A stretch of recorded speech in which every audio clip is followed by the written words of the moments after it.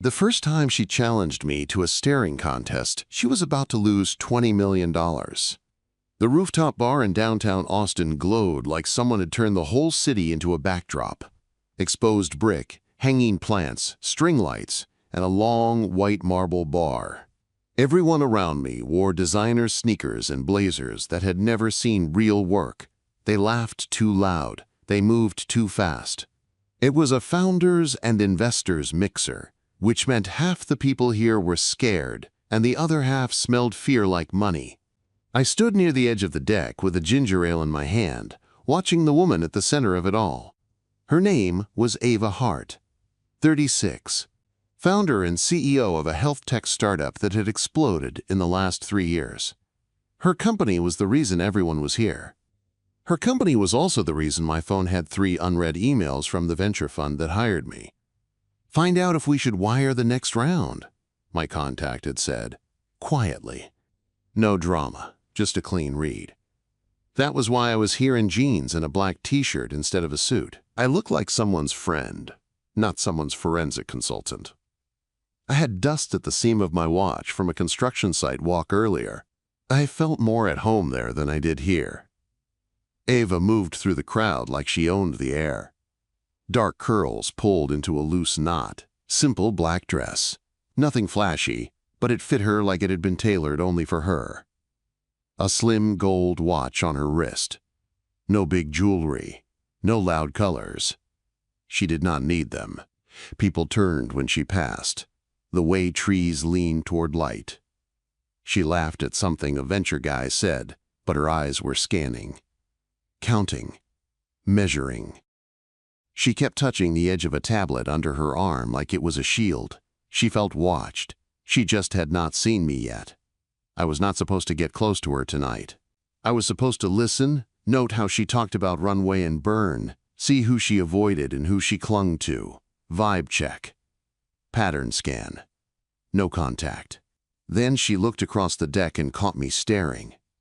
Most people look away when they realize a stranger is watching. They glance down at their drink, fix their jacket, pretend they were not curious.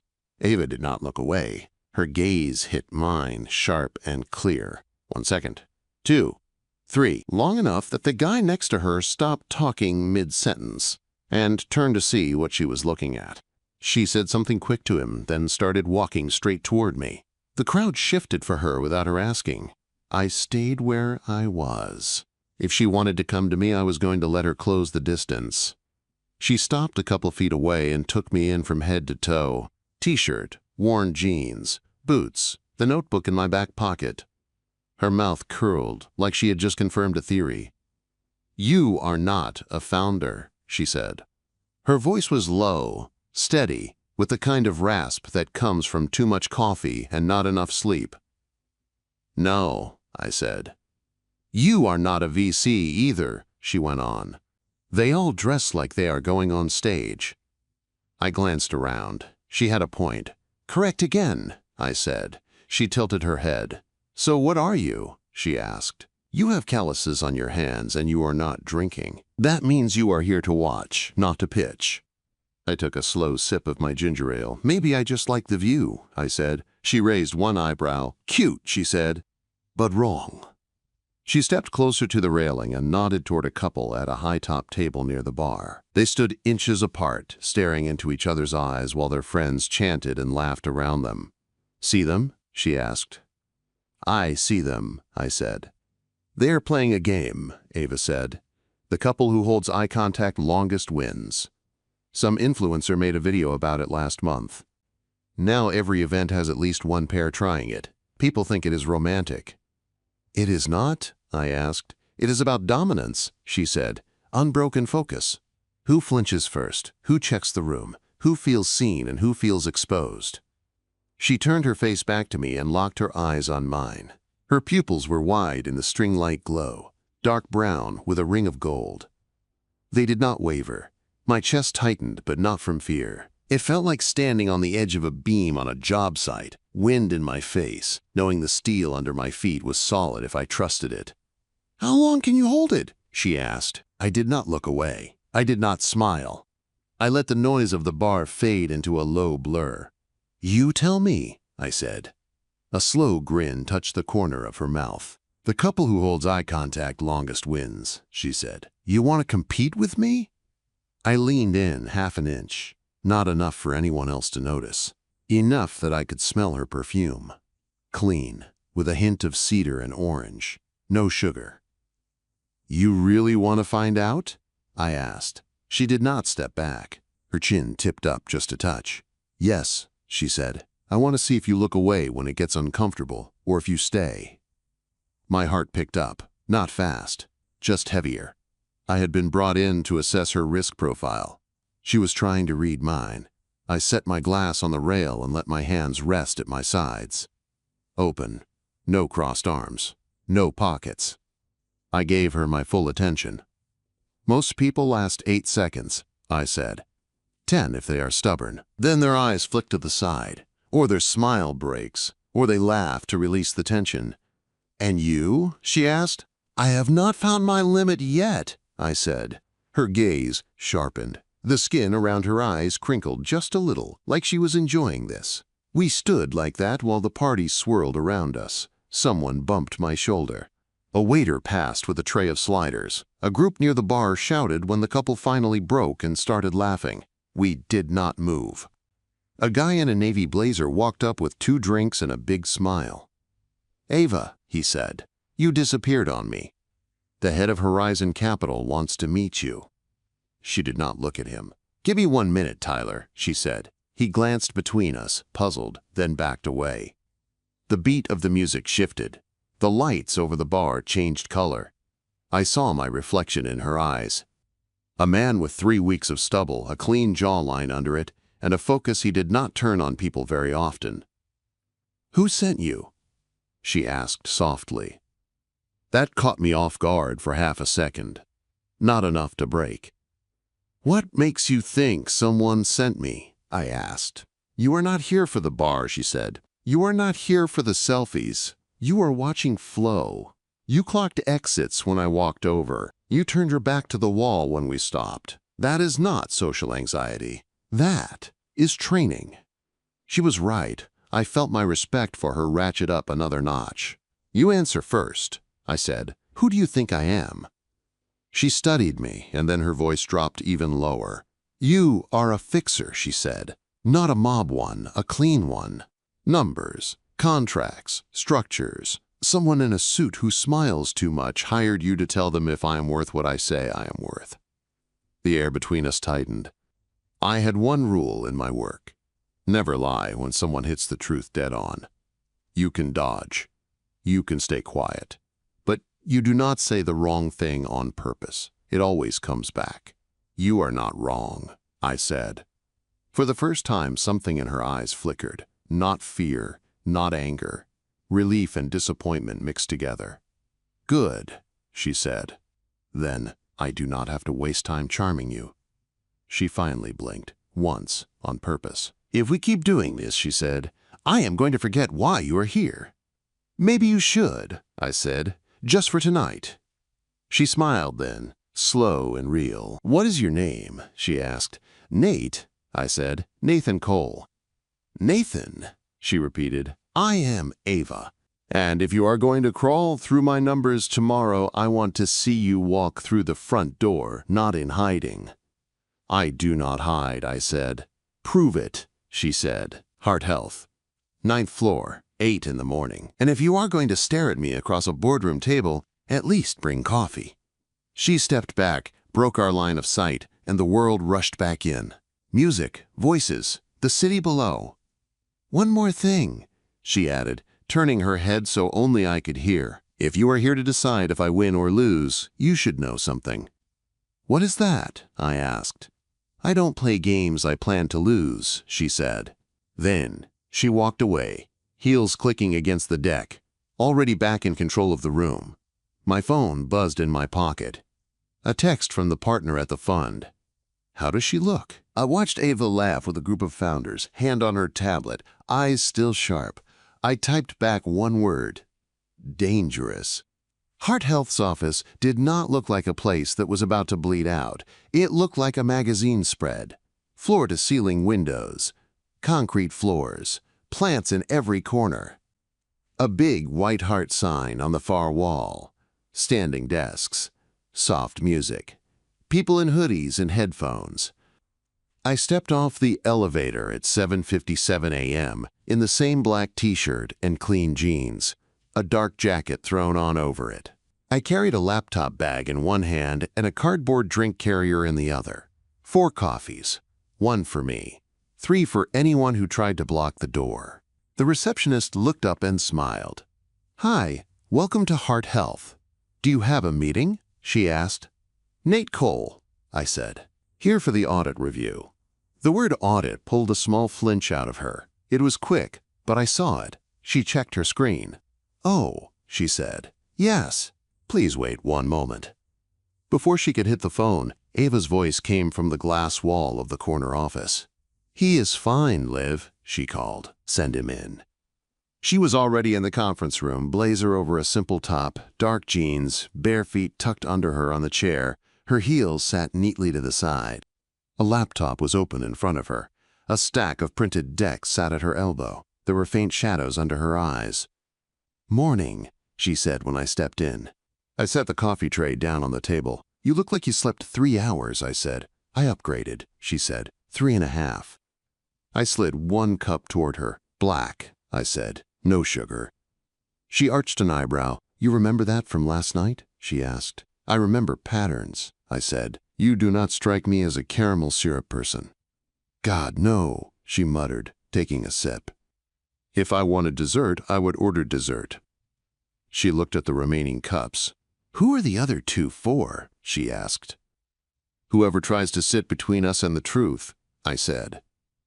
Her mouth curved. "You talk like this all the time?" she asked. "Only when I am awake," I said. She laughed once, then set her cup down and got serious. "Okay," she said. "House rules, quote." She slid a printed page across the table, 3 short lines in neat print. 1, ask me straight. 2, no surprises. 3, if you think I am lying, say it. I read them once, then again. "These are good," I said. "You showed up," she said. "You brought coffee. That earns you honesty. I can take a hard question faster than I can take someone smiling to my face while they type my funeral into a term sheet." I pulled my own yellow pad out and wrote 2 lines. 1, I document everything. 2, I work for the record, not for the story. I turned the pad so she could see. "So if you want to spin this later, you picked the wrong guy," I said. Her eyes ran over the words, then came up to my face. "Good," she said softly. "I am tired of spin." The door opened. A tall guy in a navy shirt and a buzz cut walked in, phone in hand. "This the numbers guy?" he asked. "Yeah," Ava said. "This is Nate. Nate, this is Mark, co-founder, COO. He hates everyone until they prove him wrong." "Same," I said. Mark snorted once. I slid a coffee toward him. "You take it black," I said. He looked surprised. "How did you know that?" he asked. "You look like you think cream is weak," I said. He hesitated, then picked up the cup. "Fair," he said. We sat. I opened my laptop and linked into the shared drive the fund had set up. The dashboard for Heart Health popped up. Charts, ratios, red and green lines. On paper, the company looked good. Revenue up. Users up. Burn high, but not outrageous. Cash runway tight, but survivable with the new round. The fund was not paying me to read the top sheet. They wanted the underside. "I am going to start with 3 things," I said. "Cash flow by month, vendor payments and contracts with hospitals." Ava nodded. "Liv can get you anything you need," she said. "We do not hide stuff in secret folders. You will see the mess fast enough." "Every startup has mess," I said. "What I care about is the kind of mess." I worked for an hour without much small talk. Mark answered hard questions about vendor terms. Ava filled in context. When she did not know an answer, she said so. No guessing, no fluff. I liked that. Around 10, the first real red flag flashed on my screen. A line item in the expense list. Engagement platform integration. $72,000 paid to a small LLC in Florida. No website. No past history. The description looked like something pulled from a buzzword generator. "What is this?" I asked, turning the laptop so they both could see. Ava frowned. "I have never seen that name," she said. Mark leaned in. "That is not one of ours," he said slowly. "It hit this quarter," I said, "right after your last round closed." Mark's jaw tensed. "Run the bank statement," he said. "Match the date." I pulled the statement. Same number, same day. Someone had paid 72 grand to a company that did not exist 6 months ago and called it integration. That would not kill the deal by itself, but it was enough to start a story if someone wanted it. "Who has authority to push this through?" I asked. "Finance lead," Ava said, "+1 officer, usually me or Mark." She slid her chair closer, shoulder almost touching mine as she reached for the mouse. "Pull the invoice," she said. I opened the file. The invoice was clean on the surface. Logo, address, net 30 terms. The signature at the bottom made my throat go tight. Approved by Ava Hart. She stared at her name like it had been carved into something without her consent. "I did not sign that," she said. "Are you sure?" Mark asked. She snapped her head toward him, her flashing for 1 second, then gone. "Very sure," she said. "I do not sign invoices in PDF." I signed through the system. I zoomed in on the scrawl. The signature was close, but not perfect. A little too careful. The loop on the H was wrong. But a board member skimming a packet would not notice.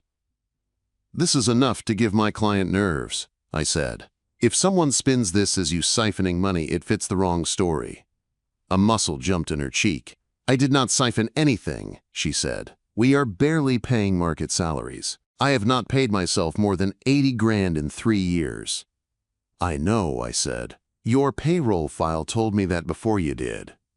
She blinked. "You looked at my salary?" she asked. "I look at everything," I said. "I saw the month you dropped your pay to cover that cluster with the data breach. You kept your team whole. You cut yourself." She stared at me. Her eyes searched my face like she was trying to figure out if I was judging her or something else. "What do my numbers say about me?" she asked. I looked back at the screen. At the vendor list. At the payroll. At the way she had delayed pay to herself but never to the lowest level staff. "They say you care more about the product and the people than you care about cash in your own pocket," I said. "That is good for me to know." "It is dangerous in a room full of sharks." She gave a short, humorless laugh. "Tell me something I do not know," she said. Mark rubbed his hand over his jaw. "If that invoice is fake, we need to know who made it," he said, "because that is fraud, period." "I agree," I said, "but we do not guess. We prove." He nodded. "You need access to the approval logs," he said. "IT can get you that." We called in their head of tech, a lanky guy named Jason with wire rims and a tired hoodie. He was nervous as hell. "You are not in trouble," Ava told him. "We just need help." He still looked like he might throw up. While Jason dug into the system, I kept scanning. Another weird payment. Smaller this time. $9,000 for motivation consulting. Different LLC. Same bank branch. My skin prickled. This was not random. It was a pattern. Someone close had been using fake vendors to move money out. "Who knew your last round was coming in before it hit?" I asked. Ava did not hesitate. "Me, Mark, my general counsel, the main partner at your fund, and our head of finance," she said. "That is it." Head of finance. I had not met them yet. "Where is your finance lead today?" I asked. "In San Francisco," Ava said, "at a health tech summit." "Convenient," I said. She looked at me. "Are you saying you think Sam did this?" she asked. "I am saying the person who did this knows your approval flow," I said. "And they are bold enough to fake your name. That is not an outside hack." She sank back in her chair like someone had cut her strings for a second, then straightened. "Okay," she said. "What do we do? And do not say walk away." I turned the yellow pad to a fresh page and drew 3 boxes. 3 steps, I said. 1. We pull full logs and get proof of who created and uploaded those invoices. 2. We correct the books cleanly and put a note in place before my fund looks at them. 3. We figure out who benefits if this blows up on you. Benefits? She asked. If the story is that you are stealing, I said, then you are the one they push out when the new board tries to take control. Someone wants leverage on you. Her jaw tightened. My company is not a toy, she said. I built this in a tiny apartment while working nights at the county ER. I did not sleep for 2 years so I could watch some idiot strip it for parts. Her voice did not shake, but her hand did when she reached for her coffee. I reached out and steadied the cup while she grabbed it, fingers brushing. She stilled. Relax, I said quietly. You do not have to hold all of this by yourself. She met my eyes again. The energy shifted. The room fell away. Are we competing again? She asked softly. We can, I said, if you want to. Her lips curved, even with anger and fear sitting under her skin. The couple who holds eye contact longest wins, she said. What do we win if we beat it this time? You keep your company, I said, and I get to say I did my job. She held my stare another second, then nodded. Then do it, she said. Prove I am not the one who blinked first. Jason knocked on the glass and came back in, laptop in hand. I have something, he said, voice shaking. You need to see this. Whatever was on that screen was either going to save her or set the whole place on fire. Jason's hands were shaking so hard, he had to set the laptop on the table before he dropped it. I ran the approval logs like you asked, he said, and the IP history on that invoice file. Show me, I said. He spun the screen toward us. A log window was open, rows of entries, timestamps, usernames. One line was highlighted, user, S. Carter. Action, upload file, vendor invoice, EngageBridge LLC. Time, 2:14 a.m., Sam, Ava whispered. Her head of finance, the one at a summit in San Francisco. Scroll, I said. Jason did. There was a second set of entries, user, A. Heart. Action, approve invoice, EngageBridge LLC. Time, 2:16 a.m. Ava shook her head. That is not possible, she said. I was asleep at 2 in the morning. My phone was dead. I plug it in on the kitchen counter. VPN? I asked. Jason nodded. Sam has admin access, he said. He can act as any user if he wants. I can see the device fingerprint on the upload. Is it Sam's? I asked. Jason swallowed. Yes, he said. Same MacBook he uses every day. Rage flickered across Ava's face, fast and hot. Then she forced a deep breath. Okay, she said. So we can prove he did it. Not yet, I said. We can prove his machine did it. And that the system thinks you approved it 2 minutes later. She looked at me like she wanted more reassurance than that. I could not give it until I knew it was true. Run the logs for the second fake vendor, I said. The $9,000 one. Jason did. Same pattern, same user, same phantom approval from Ava's account. Why would he do this? Mark asked, voice low and tight. Incentives, I said. Someone offered him something. Money, equity, somewhere else. A safe exit if this place blows up. I looked at Ava. Who holds your note? I asked, on the last round. Her eyes hardened. Riverstone Capital, she said. Same fund that hired you. My shoulders went cold, not from surprise, from confirmation. I pulled my phone out and opened the email from last week. The partner's message was still there.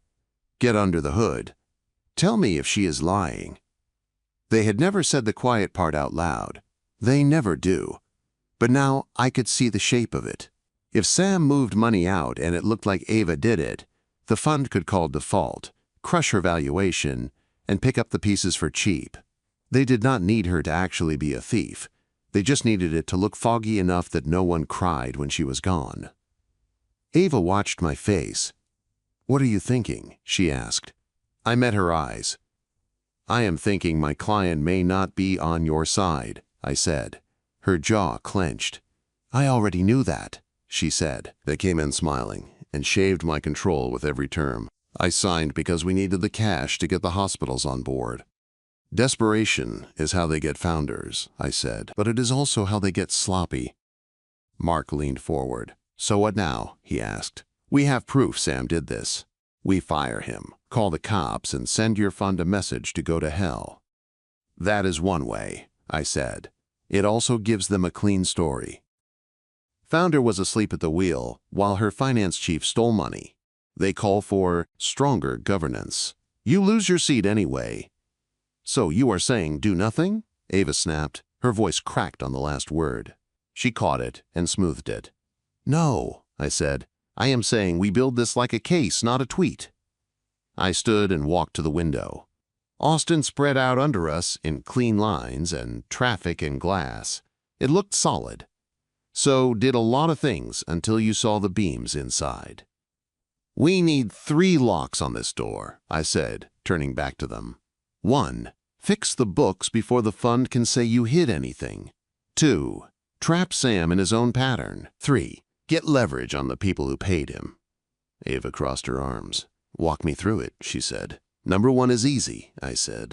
We reclassify those payments as fraudulent, correct the ledger, and add a memo that the CEO discovered and reported them. You sign. Mark signs. Your counsel signs. Date stamped. That takes away the undisclosed liability angle.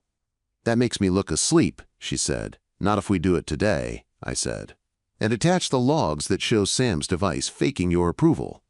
She frowned. And number 2, she asked. Number 2 is where you stare, not blink, I said. We do not fire Sam by email. We call him in for a video check-in about budget variance. We record it. We let him explain. We give him the rope. If he lies, the tape shows it. If he admits someone told him to do it, we get a name. Ava's lips parted. You want to bait him, she said. I want him to show us his eyes when he lies, I said. She stared at me for a long moment. And number 3? She asked. Leverage. Number 3, I handle, I said. I know how Riverstone writes its side letters. I know who else they have squeezed. Her eyes sharpened. You have done this before, she said. I have seen it before, I said. This time I am not looking away. We sat back down. Ava picked up her pen. Her hand was still shaking slightly. She set it down and flexed her fingers. Look at me, I said quietly. It surprised her, but she did it. Our eyes locked again. The noise of the office faded out. It was just her and me across the table. The couple who holds eye contact longest wins, she said. This is not a couple, I said. This is a team. Her mouth curved, even now. What do we win if we hold it this time? She asked. You keep the company in your hands, I said. And I walk away with a clean conscience for once. She studied my face. Do you always talk like you are making vows? She asked. Only when it matters, I said. Her shoulders eased a notch. Okay, she said. Let us call Sam. Jason set up the video call on the big screen. Sam's face popped up from some hotel desk. Crisp shirt. Hotel art behind him. He smiled like he was just happy to be included. Ava, Mark, he said, what is up? I am about to head into a panel. This will be quick, Ava said. Her voice was cool. We just want to review a couple of vendor payments. I stayed out of frame. Jason sat off to the side, pretending to check his laptop but really monitoring the logs. Ava pulled up the first invoice on the screen share. Engage Bridge, LLC, she said. Tell me about this. Sam's eyes flicked to the file. Oh, he said. Yeah, that is one of the micro-engagement tools we trialed. I sent you the deck. No, you did not, Ava said, and I do not remember approving this. Sam's smile tightened. You did, he said. We talked about it after that late board call. You were wiped. I told you I would handle the paperwork. You signed it on your tablet. Ava's jaw flexed. Nate is right, I thought. He knows the story we might believe. She kept her tone even. And the second vendor? She asked. Motivate Now, LLC? Same thing, Sam said. Small burn, all within budget. Jason sent me a message on my laptop. He is logged into the system now, trying to edit the invoice. Got you, I thought. Ava leaned forward. Sam, she said, look at me. He did. The screen froze on his face for a second. The couple who holds eye contact longest wins, she said quietly. He blinked, confused. What? He asked. You and me, she said. If you are lying to my face right now, you are losing more than this job.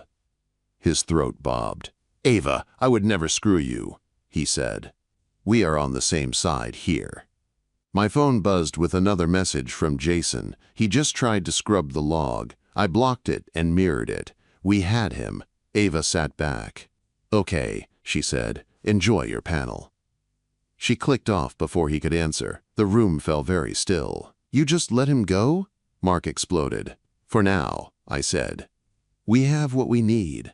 If we had accused him on camera, he would have gone to Riverstone first and spun his own story. Now we send the logs to your lawyer and mine.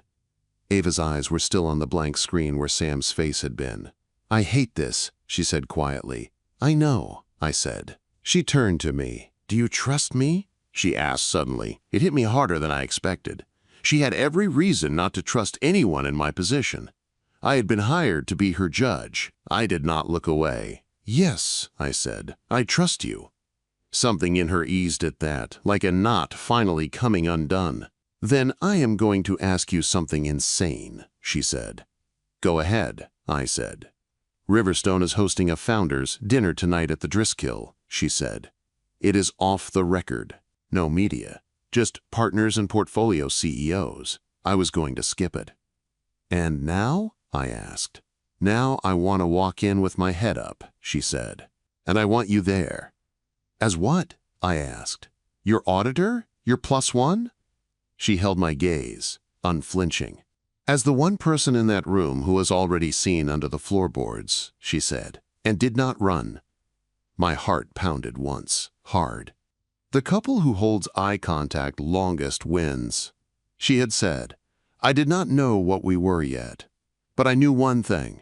I was not looking away. The Driscoll looked like the kind of place that had seen 100 quiet deals and twice as many broken promises. High ceilings, old wood, chandeliers, deep red carpet. The kind of lobby where rich men lowered their voices and staff pretended not to hear. Ava met me on the sidewalk. Black dress again, but different this time. Simpler. Stronger. Her hair was down over her shoulders. No jewelry except her watch.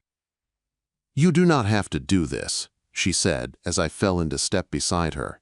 I already did, I said. 2 hours earlier I had sent everything.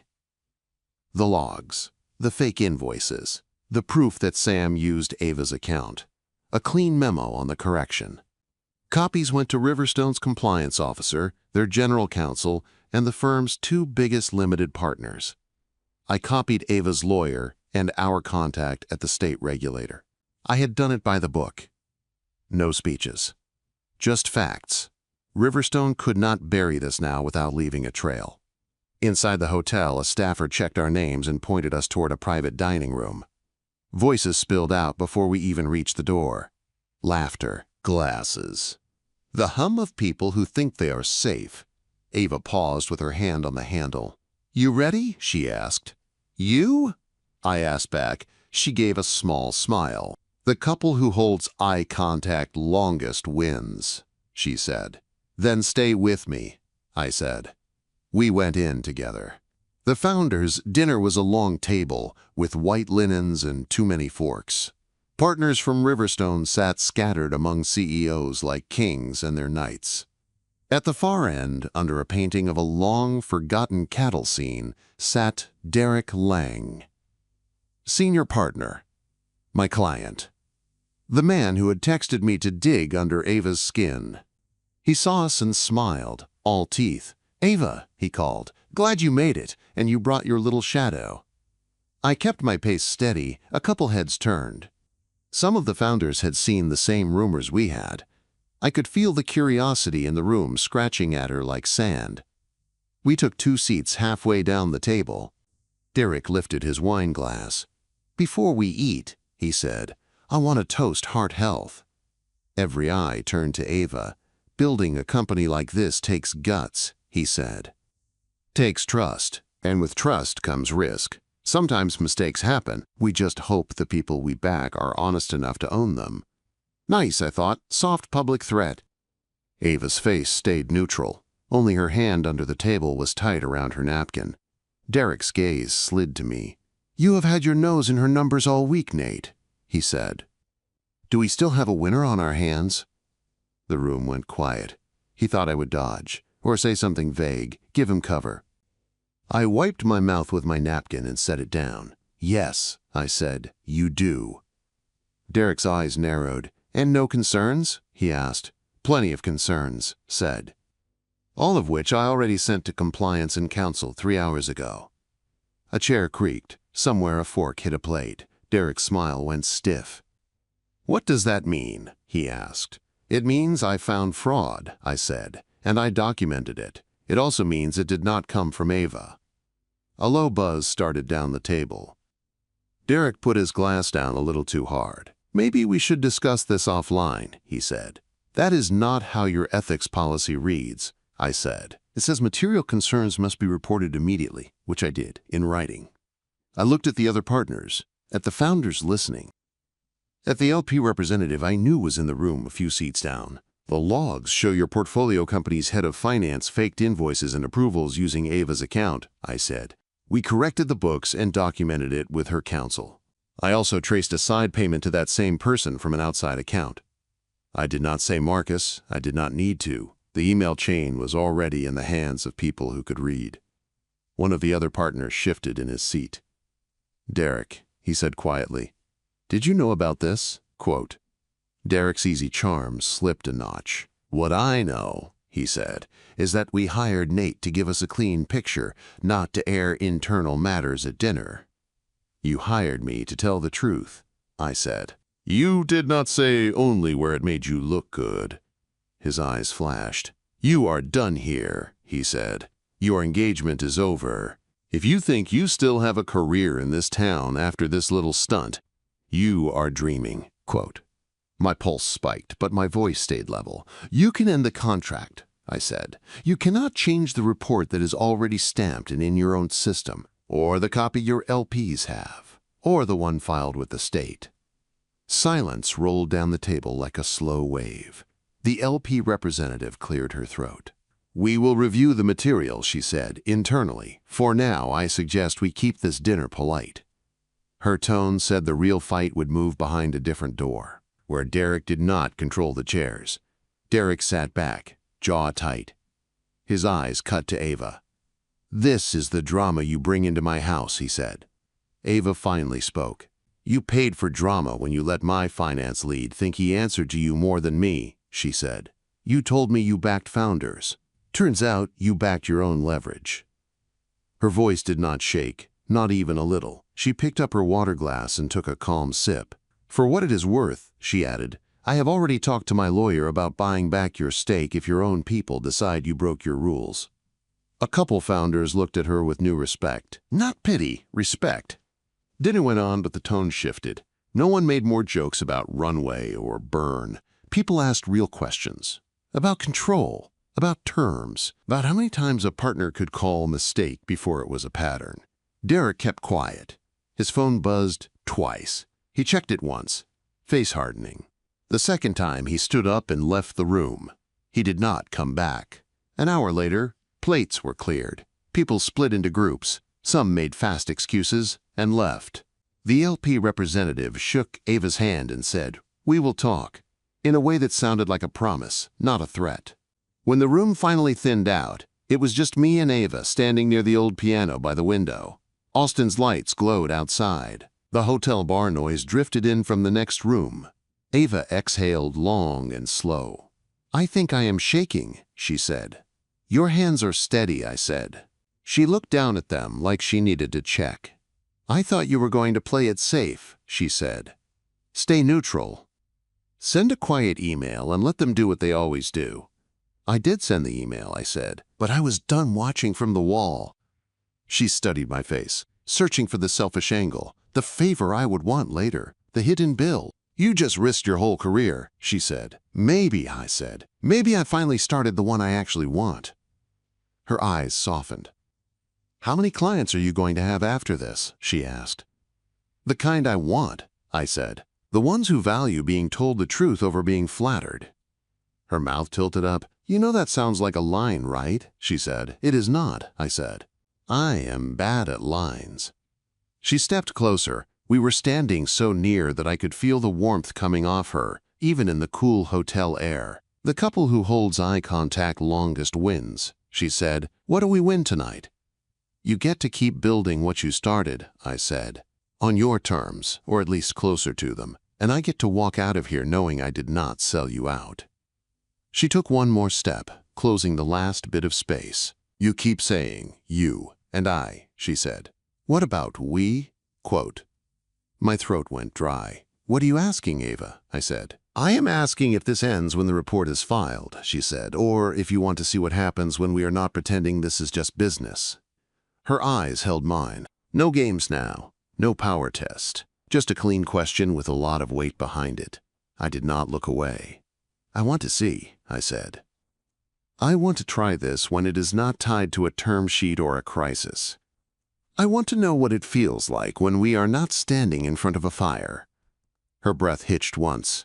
Do you trust me? She asked. Yes, I said. Do you trust me? She nodded. I did not think I would, she said. Not with someone who was paid to judge me, but you looked under every floorboard and did not walk away. That counts for something. She lifted her hand, slow and sure, and set her fingers against my jaw. Light at first, then firmer. Claim and question in one touch. Last chance to blink, Nate, she said. I told you, I said. I have not found my limit yet. I bent my head. She rose on her toes so our mouths met halfway. The kiss was not soft. It was not wild, either. It was steady, certain, the way you set a beam when you know the posts are strong enough. Her hand slid to the back of my neck. My arm went around her waist, not to trap, just to hold. For a few seconds, the old hotel, the fund, the numbers, all of it dropped away. When we broke apart, she rested her forehead against mine. Her eyes were still open. So were mine. I think we won, she whispered. We did, I said. We left together through the front doors into the warm Texas night. She slipped her hand into mine, fingers weaving between my own like it had always been that way. I had come to decide if she was safe to bet on. Now I knew the truth. She was not safe. She was strong. She was stubborn. She was all in. And for the first time in a long time, so was I. The couple who holds eye contact longest wins. Standing there on the sidewalk with her, I finally understood something simple. Winning was not about dominance. It was about choosing someone you trusted enough to keep looking at you when everything else tried to pull their eyes away. And I was not about to look away from her.